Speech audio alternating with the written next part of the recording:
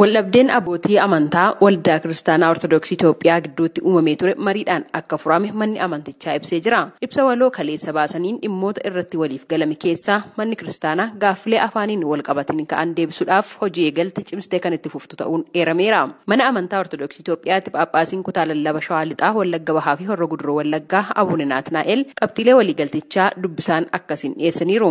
Tibba kana qormaata mana amantaa Ortodoksii Tawaahidoo Itoophiyaa gidduutti uumame abbootiin gamalachuu jirru walagarreera. Marii keenyaanis tokkummaa mana amantaa keenyaa fi biyya kan utubu karaa faffaca'u jibbuu tajaajila kan babal'isu hordofuu akka qabu amanne. Oromiyaa fi naannolee biroottis gaaffileen afaaniin tajaajilaan ka'an karaa mana amantaa akka deebii argatan hubanne. Gurraandhala 8 bara 2015 marii gaggeessineen walgalteerra geenyeera. Tokko naannoo Oromiyaatti barnoonni qiddaasee fi tajaajiltoonni biiroos afaan Oromoon akka kennamaniif hojiin eegalame haala gaaffii hawaasa deebisuun akka itti fufu. Kanaafis bajanni barbaachisu humni namaa gahaan akka ramadamu. 2.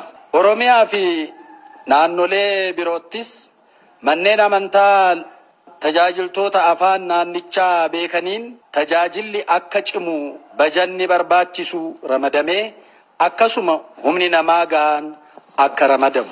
Qabxiin kan biraa marii kanaan waliigalteerra gahameeraa jedhamee ibsame dhaabbileen leenjii Oromiyaa fi naannolee kanneen biroottis akka babal'atan kan jedhuu fi dhimmoonni biroos ibsamaniiru.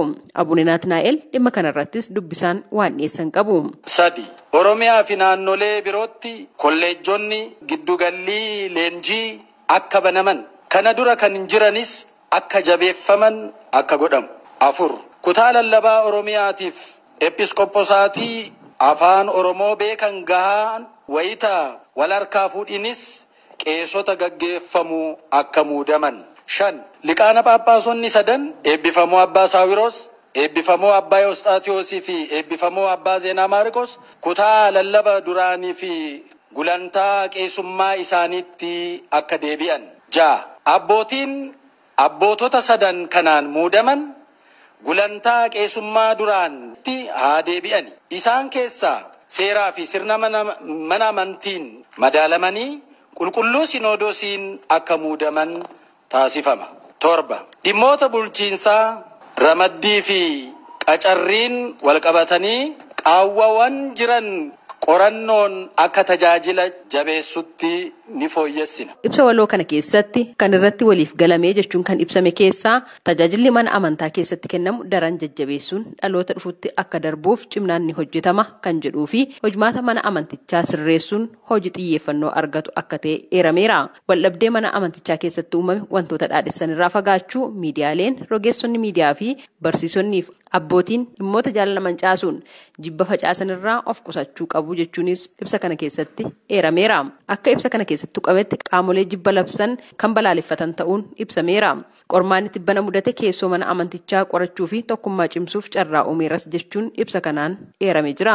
Paatriyaarkiin mana amantaa Ortodoksii Itoophiyaa Qulqulluu Abuune Maatiyaas gama isaaniin bara jireenya keenya gabaabduu kana keessatti hundi keenya tokko taanee daandii Waaqayyo nu gaggeesseen gaggeeffamnee amantii keenyaafis sirna mana amantichaa kabajuu qabnaa jechuun eerani. Abuune Maatiyaas itti dabaluudhaan waldhabdeen tibbana mana amantichaa keessatti mudate mariidhaan furamuu isaattis gammachuu akka qaban ibsanii jiru. ወሬው ሲሰማ በውጭም በውስጥም ያለው ኢትዮጵያዊ ሁሉ ይደሰታል። በጣም ትልቅ ደስታ ነው የሚሆነው። አመስ ኦዱን መሪዳን ወልደብዴን ኩን ፍረሙ የሮ ደጋሙት ኢትዮጵያኖተ ብየ ኬሳፍ አላቲፍ ገመቹዳ አኒስ ገመዴራ የሮ ከሚቲዩ የሮ አዱኛ ከነ ይረጅራኑት ረኮ ሙደቹን ኢሳ ዋነፉ ሚቲ የሮ ረኮንቲ ኑመምኔስ እንጅራቱ ገሩ ረክኒቸው ጉማዳን ቤኩምሳን ፍሩዳ ዋን ጉዳን Muummeen ministeera Itoophiyaa Abiy Ahmed abbootiin rakkoo keessoo isaaniitti mudate mariidhaan furachuu isaaniitti gammachuu akka qaban eeraniiru.